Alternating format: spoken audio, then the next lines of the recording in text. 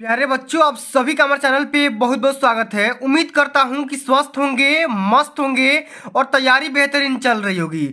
जितने भी विद्यार्थी 2025 बोर्ड परीक्षा में होम साइंस का पेपर देने वाले हैं, उनके लिए होम साइंस का एक मोस्ट इंपोर्टेंट वीडियो लेकर के आ चुका हूं। और बच्चों, इस वीडियो के माध्यम से मैं आप सभी को होम साइंस के पूरे किताब के जितने भी यहाँ पे मोस्ट इंपोर्टेंट बहुविकल्पी प्रश्न, लघु उत्तरी प्रश्न और साथ में दीर्घ उत्तरी प्रश्न बन सकते हैं, उन सभी प्रश्नों को इस वीडियो के माध्यम से कवर करने का पूरा प्रयास करेंगे। और बच्चों, बहुत सारे बच्चों का कमेंट ये रहता है कि सर आप मेरे को ये बता दो कि हैंड रिटन नोट्स कहाँ से मिलता है। तो मेरे प्यारे बच्चों, मेरे चैनल पे हैंड रिटन नोट्स फ्री में भी अवेलेबल कराया जाता है और साथ में आप सभी का पेड पीडीएफ भी प्रोवाइड किया जाता है। तो फ्री पीडीएफ के लिए इसी वीडियो के डिस्क्रिप्शन बॉक्स में टेलीग्राम का लिंक दिया गया, वहां से जाकर के विजिट कर लो। अगर आप मेरे वीडियोस का पेड पीडीएफ प्राप्त करना चाहते हैं इस प्रकार के आप सभी को, अगर आपको चाहिए एमसीक्यू का चाहिए या लघु उत्तरी का चाहिए, चाहे आप सभी को दीर्घ उत्तरीय प्रश्नों का पूरा सब्जेक्ट का वीडियो चाहिए, पीडीएफ चाहिए, तो आपको क्या करना होगा, आपको मेरे व्हाट्सएप ग्रुप में आपको ज्वाइन हो जाना है। अभी 15 दिसंबर तक बम्पर छूट चल रहा है। जो मेरे नोट्स के लिए, पूरे नोट्स के लिए 149 रुपया लग रहा था, वो 15 दिसंबर तक कुल मिलाकर के 49 रुपया मात्र लगने वाला है। तो मेरे प्यारे भाई, इस छूट का मजा लीजिए और आइए बिना टाइम को वेस्ट किए सेशन की शुरुआत करते हैं। और हमारा सबसे पहले हम यहाँ पे क्या करेंगे, बहुविकल्पी प्रश्नों को, लघु उत्तरी, दीर्घ उत्तरी। अगर आप इतना प्रश्न तैयार कर लेते हैं तो होम साइंस वाले पेपर में 70 में 70 नंबर स्कोर कर जाएंगे, इस बात की पूरी गारंटी है। ठीक है ना। तो हमारा सबसे पहला क्वेश्चन क्या पूछा गया है, जरा ध्यान से समझिएगा। बोला गया है कि बजट का मुख्य उद्देश्य क्या होता है। आय का अनुमान, व्यय का अनुमान, आय और व्यय का अनुमान या इनमें से सभी। तो बजट का जो मेन काम होता है मेरे भाई, वो क्या होता है, आय और व्यय का अनुमान लगाना होता है। तीसरा ऑप्शन यहाँ पे बिल्कुल राइट आंसर हो जाएगा। ठीक है, आगे समझते हैं। अगला हमारा क्वेश्चन क्या बोल रहा है कि डाकघर सावधि खाते में धनराशि जमा की जाती है, कितने के गुणांक में जमा की जाती है आपको बताना है। 500 के गुणांक में, 50 के गुणांक में, 100 के गुणांक में या सभी। तो डाकघर सावधि खाते में जो भी धनराशि जमा की जाती है वो 50 के गुणांक में जमा की जाती है। सेकेंड ऑप्शन इसका बिल्कुल यहाँ पे राइट आंसर हो जाएगा। आगे समझते हैं कि मीट्रिक प्रणाली में तौल की सबसे छोटी इकाई कौन सी होती है। तो सबसे छोटी यूनिट का नाम बोला गया है ना, तो kilo, hecto, decametre, deci, centi, millimetre, यानी कि मिलीमीटर या मिलीग्राम। यहाँ पे डी ऑप्शन बिल्कुल यहाँ पे करेक्ट आंसर हो जाएगा, जो यहाँ पे आप देख पा रहे हैं। आगे समझते हैं कि शीशे की खिड़कियों को साफ करना चाहिए। शीशे की खिड़कियों को कैसे साफ करना चाहिए बताना है। स्प्रिट के माध्यम से, राख के माध्यम से, सिरका के माध्यम से या नमक से। तो भैया शीशे की खिड़कियों को हमें हमेशा सिरका के माध्यम से साफ करना चाहिए, क्लीन करना चाहिए। आगे समझ लेते हैं कि फूलों की टहनी को हमेशा काटना चाहिए, बराबर, तिरछा या नीचे से, या नहीं काटना चाहिए। तो फूलों की और टहनी को हमें काटना है तो तिरछा करके काटेंगे। सेकेंड ऑप्शन इसका भी करेक्ट आंसर हो जाएगा। सारे क्वेश्चन को तैयार कर लो। अगर आपको पेड पीडीएफ चाहिए तो बता देना, कमेंट में पीडीएफ लिख देना या ग्रुप में ज्वाइन हो जाना, लिंक दे दूंगा या नंबर भी दे दूंगा वीडियो के एंड में, ठीक ना। लेकिन पहले आप लोग वीडियो को देखो, ठीक है। चलो, व्हाट्सअप जो अब मेरा नंबर है उसका मैं नंबर भी दे दूंगा, परेशान मत होना, ठीक है। अगला हमारा क्वेश्चन बोल रहा है कि अशुद्ध जल से होने वाला कौन सा रोग है। पीलिया, पेचिस, हैजा या इनमें से सभी। तो इनमें से सभी इसका बिल्कुल यहाँ पे राइट आंसर हो जाएगा। पीलिया भी होता है, पेचिस भी होता है, हैजा, ठीक ना। तो चलिए आगे समझते हैं कि पोलियो ड्रॉप बच्चों को किस किस उम्र में दी जाती है। 3 महीने में, 5 व 7 महीने पर, या 18 से 24 महीने पर, या तीनों सही है। तो इसका राइट आंसर यहाँ पे हो जाएगा तीनों सही है। टाइम टू टाइम इसका देना चाहिए, तभी जाकर के लोग यहाँ पे पोलियो से बच सकते हैं। अब चलिए आगे हम बढ़ते हैं। अगला हमारा क्वेश्चन क्या बोल रहा है, जरा ध्यान से समझिएगा। क्वेश्चन कह रहा है कि शुद्ध वायु को नाइट्रोजन की प्रतिशत मात्रा होती है। शुद्ध वायु में नाइट्रोजन कितना % पाया जाता है आपको बताना है।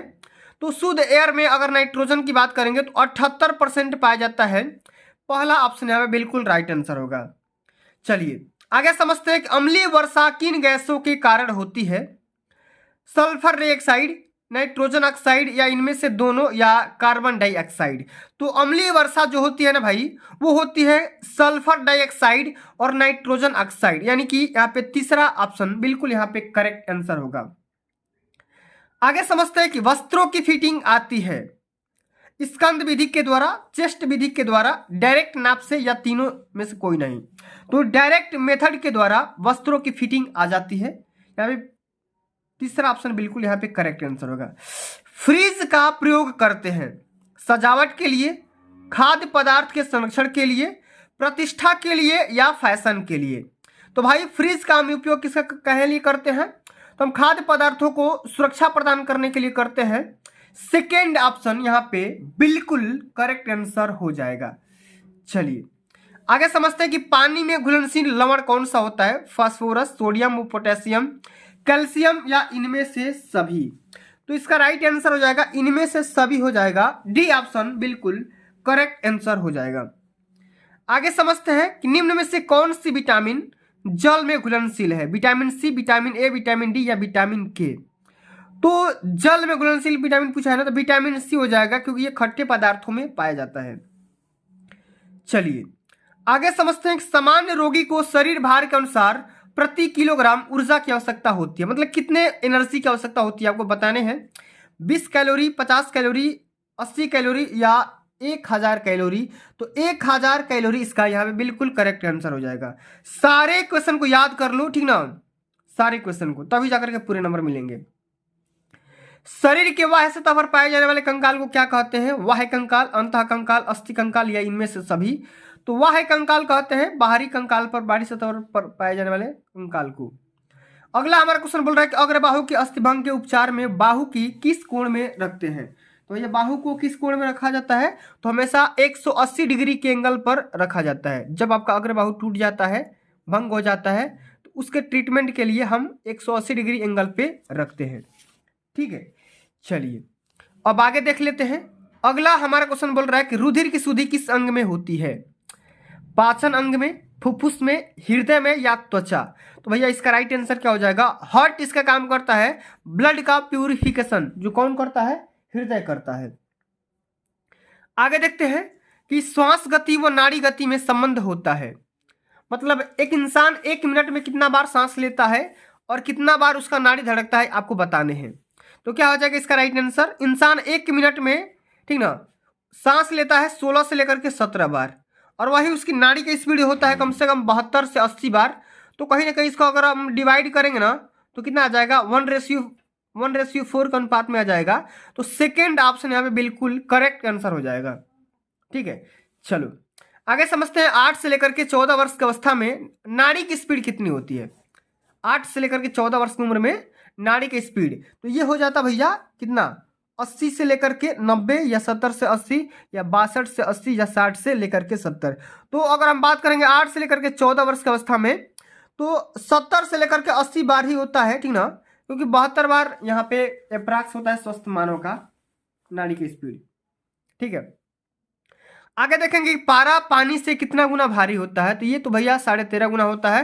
ये तो बहुत ही ईजी सवाल है, कई बार पेपर में आ चुका है, ठीक ना। तो 13 सही 1/2 गुना होता है, जो कि पारा होता है वो पानी से इतना गुना ज्यादा भारी होता है, वेटेड होता है।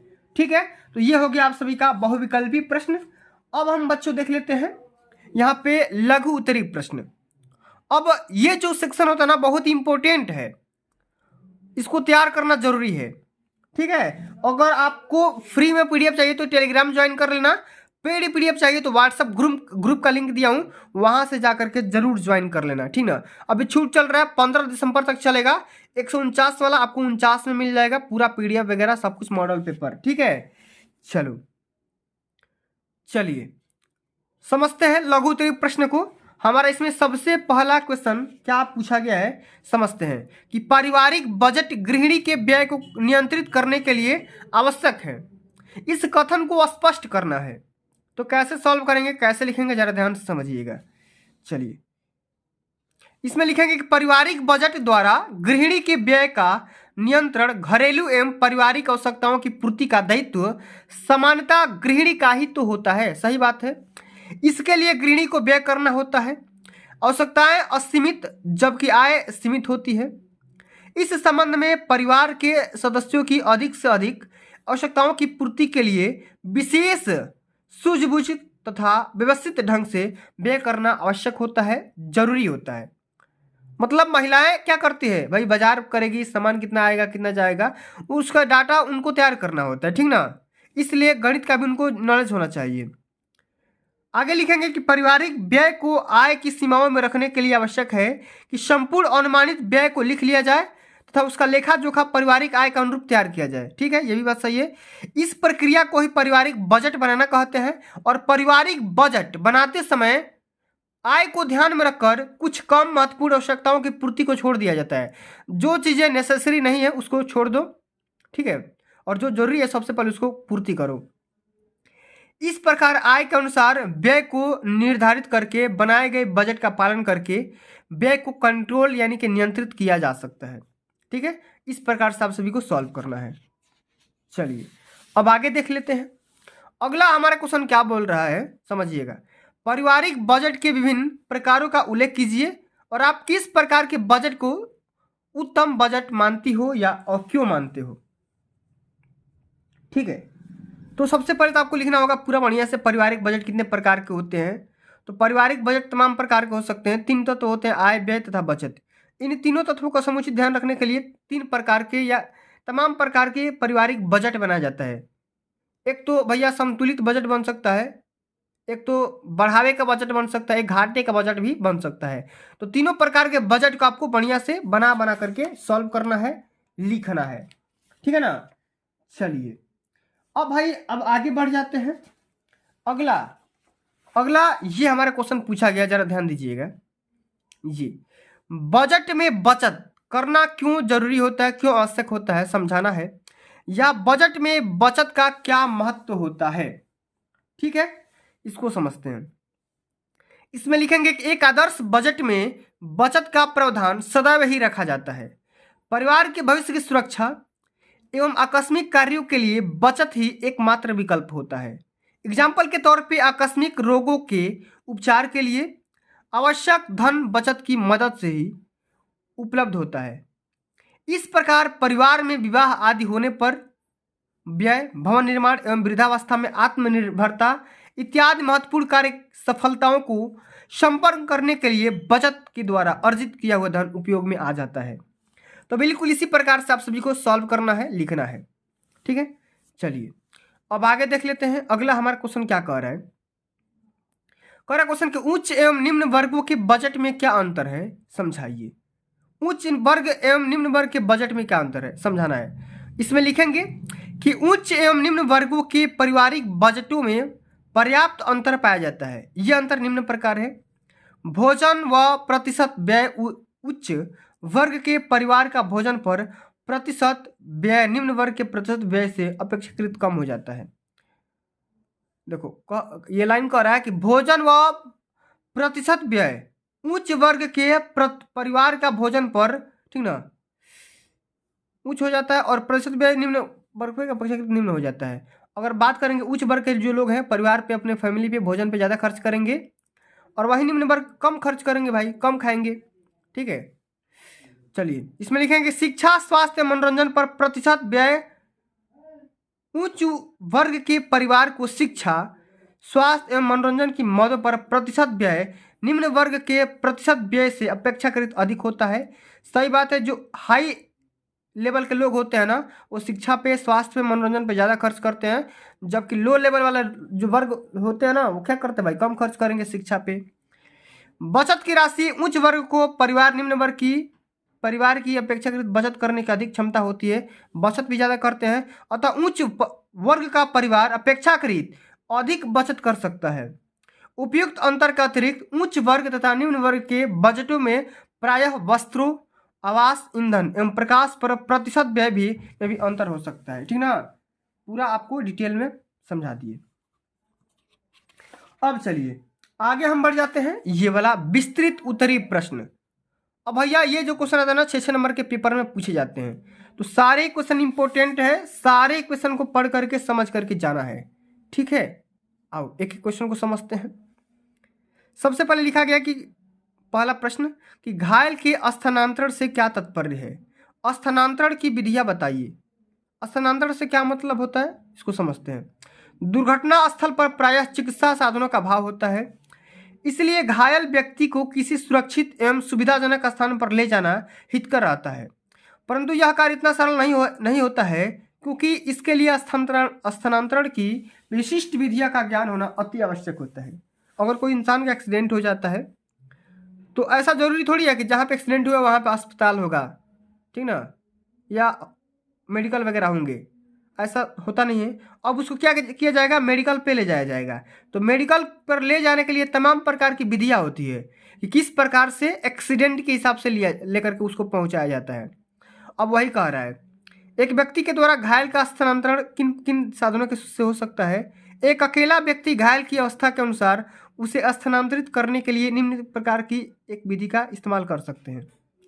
सबसे पहली विधि होती है सहारा दे करके ले जाना, गोद में लेकर के ले जाना, पीठ पर लाद करके ले जाना, कंधे पर लाद करके ले जाना। कुल तमाम प्रकार की विधियां होती है ना, ठीक है। तो आपको क्या करना होगा, एक एक विधि के बारे में डिस्कस करना होगा। सबसे पहले विधि है हमारा सहारा दे करके ले जाना। इसमें लिखेंगे कि दुर्घटनाग्रस्त व्यक्ति यदि होश में हो तथा चल सकता हो तो उस व्यक्ति को सहारा देकर किसी स्थान पर लेकर के जाया जा सकता है। ठीक है, हेल्प लेकर के। आगे लिखेंगे गोद में लेकर के ले जाना। मूर्छित घायल व्यक्ति को दुर्घटना स्थल पर पीठ के बल सीधा लिटाकर हाथ से उसकी दोनों टांगों को घुटनों से ऊपर नीचे तथा हाथ डाल करके दूसरे हाथ से कमर पर बैठा करके या लिटा करके लेकर के हम जा सकते हैं। देख सकते हैं ना, गोद में लेकर के और पीठ पर लाद करके, ये भी तरीका है। दुर्घटनाग्रस्त व्यक्ति यदि होश में है और उसे दूर तक लेकर के जाना है तो उसे पीठ पर लाद करके हम लेकर के जा सकते हैं। और अगला है कंधे पर लेकर के जाना। तो मूर्छित व्यक्ति को स्थानांतरित करने की यह सबसे उत्तम विधि मानी जाती है। किसी स्थान पर आग लग जाने पर आग बुझने वाले व्यक्ति आग में घिरे लोगों को इस प्रकार से बाहर निकाला जा सकता है और इसी विधि को फायरमैन लिफ्ट भी कहा जाता है। ठीक है ना, तो आपको ये विधि याद करना है, पूरा बढ़िया से समझ करके जाने हैं। ठीक है, चलो अब आगे देख लेते हैं। अगला हमारा ये वाला क्वेश्चन है कि घर में बजट की मुख्य मद की सूची बनाइए। मतलब हमारे घर में बजट की मुख्य मद की कौन कौन सी सूची होती है, पूरा बढ़िया से आपको डिटेल में एक लिस्ट बनाना है। इसमें लिखेंगे पारिवारिक बजट में परिवार के सभी सदस्यों की अधिक से अधिक आवश्यकताओं की पूर्ति को ध्यान में रखा जाता है। अतः पारिवारिक बजट का निर्माण करते समय विभिन्न मदों को उसमें सम्मिलित किया जाता है। इस विधि में पारिवारिक बजट के मुख्य रूप से निम्नवर्णित मदों को प्राथमिकता दी जाती है। सबसे पहली आहार एवं संबंधित सामग्री, वस्त्र एवं परिधान संबंधी मद, आवास पे, बच्चों की शिक्षा पे, स्वास्थ्य पे, चिकित्सा पे, यातायात पे, वाहन पे, अन्य घरेलू संबंधी तमाम प्रकार के खर्चों पे, व्यक्तिगत खर्चों पे, व्यक्तिगत व्यय संबंधी, बचत संबंधी, ठीक ना, इतने सारे मदों की आप सूची बना सकते हैं। ठीक ना, देख सकते हो। ठीक है, तो यह एक बेहतर तरीका होता है। अब चलिए अगला हमारा ये वाला जो क्वेश्चन पूछा गया ना, बहुत ही कई बार पूछा गया है। देख सकते हैं कितना मोस्ट इंपॉर्टेंट क्वेश्चन है। क्या आ रहा है क्वेश्चन की रसोई घर की व्यवस्था आप कैसे करेंगी, विस्तार पूर्वक समझाइए। ठीक है, तो आपको किचन की अरेंजमेंट करना है। सबसे पहले आपको बताना होगा रसोई घर का काम क्या होता है, अर्थ क्या होता है। इसमें लिखेंगे कि परिवार के प्रत्येक सदस्य के लिए प्रतिदिन भोजन तैयार किया जाता है। भोजन पकाना एवं तैयार करके रखना एक महत्वपूर्ण काम होता है। इस महत्वपूर्ण कार्य को करने के लिए घर पर एक अलग स्थान की आवश्यकता होती है। इसी स्थान को रसोई घर या किचन कहते हैं। ठीक है, अब आगे लिखेंगे कि रसोई घर को व्यवस्थित के अंतर्गत कौन कौन सी बातें ध्यान में रखी जाती है। तमाम प्रकार की बातें हैं, इसको रख सकते हैं कि सभी वस्तुएं निर्धारित स्थान पर रखें, ईंधन के साधन की उचित व्यवस्था रखें और खाद्य सामग्री को संभाल करके रखना। ठीक है, तो सबसे पहले में क्या लिखेंगे, रसोई घर की व्यवस्था के अंतर्गत सबसे मुख्य बात यह है कि सभी वस्तुएं सही एवं निर्धारित स्थान पर रखें, मतलब जिसकी जहाँ नीड हो वहाँ पर रख दिया जाए। ठीक है, अब ईंधन के साधन की उचित व्यवस्था। रसोई घर की व्यवस्था में चूल्हे अथवा स्टोव अथवा कुकिंग गैस का विशेष महत्व होता है। भोजन बनाने के लिए चूल्हा बिल्कुल ठीक होनी चाहिए, ठीक है, और ठीक जगह पे भी होना चाहिए। खाद्य सामग्री को संभाल करके कैसे रखेंगे, इसमें लिखेंगे कि रसोई घर की व्यवस्था के अंतर्गत सभी प्रकार की खाद्य सामग्री को संभाल करके रखने का भी विशेष महत्व होता है और सभी वस्तुओं को ढक करके रखना चाहिए। ठीक है ना। चलिए भाई, एक और क्वेश्चन है, इसको भी देख लेते हैं, समझ लेते हैं। बहुत ही मोस्ट इंपोर्टेंट क्वेश्चन है। एक बार वीडियो को आप लोग लाइक कर देना, जितना हो सके शेयर कर देना, और चैनल पे नए होंगे तो सब्सक्राइब कर देना, क्योंकि भाई मैं तो आपको टाइम टू टाइम हेल्प करता रहता हूँ। हमारा क्वेश्चन यहाँ पे है कि अस्थिभंग या फ्रैक्चर किसे कहते हैं, इसके विभिन्न प्रकारों का वर्णन कीजिए। कैसे करेंगे? अस्थिभंग या अस्थिभंजन का अर्थ क्या होता है? शरीर के किसी भी अंग की अस्थि के टूट जाने को अस्थिभंजन कहते हैं। अगर कोई बॉडी है आपस में क्रैक हो जाती है हड्डियां, तो उसी को क्या कहते हैं? अस्थिभंग या अस्थिभंजन कहते हैं। यदि कोई अस्थि पूरी तरह से नहीं टूटे परंतु उसमें साधारण सी दरार भी आ जाए तो भी उसे अस्थिभंजन की ही श्रेणी में रखा जाता है। ठीक है। अब इसका रीजन क्या होता है, कारण क्या होता है? तो अस्थिभंजन होने के सामान्य कारण निम्नलिखित है। सबसे पहले तो गिर जाना, टक्कर लग जाना, दब जाना, ठीक ना, तमाम प्रकार की या गोली लग जाना। तो सबसे पहले इसमें लिखेंगे कि अचानक गिरने अथवा फलों आदि के छिलकों से फिसलने के पर प्रायः अस्थिभंजन की संभावना रहती है। टक्कर लगना, किसी वाहन जैसे साइकिल, कार, बस इत्यादि अथवा दीवार से टक्कर होने पर अस्थिभंजन की अत्यधिक संभावना रहती है। ठीक है। और यहाँ पे लिखेंगे दब जाना अथवा गोली लगना। अधिक भार वाली वस्तुओं जैसे मशीन, पत्थर तथा वाहन आदि के नीचे दब जाने पर अथवा गोली लगने पर भी अस्थिभंजन की संभावना बनी रहती है। अब ये अस्थिभंजन कितने प्रकार के होते हैं इसको समझते हैं। तो तमाम प्रकार के होते हैं। साधारण अस्थिभंजन, संयुक्त अस्थिभंजन, जटिल अस्थिभंजन, बहुखंडी अस्थिभंजन, पचड़ी अस्थिभंजन और कच्छी अस्थिभंजन। तो तमाम प्रकार के अस्थिभंजन होते हैं। इन सभी को आपको तैयार करके जाने हैं, तभी जाकर के पूरे नंबर मिलेंगे। तो प्यारे बच्चों, आज के लिए बस इतना ही। अगर ये वीडियो आप सभी को अच्छी लगी होगी, हेल्पफुल लगी होगी, तो वीडियो को एक प्यारा सा लाइक कर देना। इस वीडियो के अंतर्गत हमने क्या सीखा? बहुविकल्पी प्रश्नों का समावेशन, लघु उत्तरी, दीर्घ उत्तरी, सारे मोस्ट इंपोर्टेंट क्वेश्चन मैंने बता दिया। इसको तैयार करके जाने हैं। हैंड रिटन नोट्स आपको चाहिए, पीडीएफ चाहिए तो फ्री पीडीएफ आपको टेलीग्राम पे दे दूंगा, लेकिन बहुत ही लिमिटेड होती है, वो मैं देता हूँ। अगर आपको पेड पीडीएफ चाहिए पूरा बढ़िया से, ऐसा चाहिए कि अगर आपको 70 में 70 लाना है ना, 70 में 70, तो अगर आप सोच रहे हो तो आपको व्हाट्सएप ग्रुप में ज्वाइन हो जाना चाहिए। अच्छा, व्हाट्सएप नंबर क्या है मेरा, आप ये ले लो व्हाट्सएप नंबर। लेकिन आपको क्या करना है, अगर आपको कोर्स लेना है तभी मेरे को मैसेज करना, वरना ब्लॉक कर दिए जाते हो, फिर दिक्कत हो जाता है।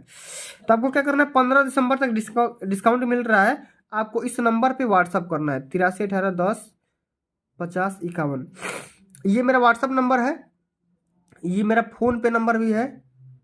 ठीक है, फ़ोन पे के माध्यम से भी पेमेंट कर सकते हो या गूगल पे। ठीक है, तो दोनों यहाँ पे अप्लाई हो जाएगा। आपको क्या करना होगा, इसी नंबर पे फ़ोन पे या गूगल पे कर सकते हो। अब कितना करना है, 49 ओनली, अधिक नहीं करना है। अगर आप कोर्स लेना चाहते हो तभी करना, ठीक है। और कोई भी दिक्कत होगा तो इसी पे आपको कांटेक्ट करना होगा, ठीक है। तो भैया आज के लिए बस इतना ही। ये वीडियो अगर आपको अच्छी लगी होगी, हेल्पफुल लगी होगी, तो वीडियो को लाइक कर देना, शेयर कर देना। चैनल पर नए होंगे तो सब्सक्राइब जरूर करना। जल्द मिलते हैं अगली वीडियो में, तब तक के लिए जय हिंद, जय भारत, वंदे मातरम।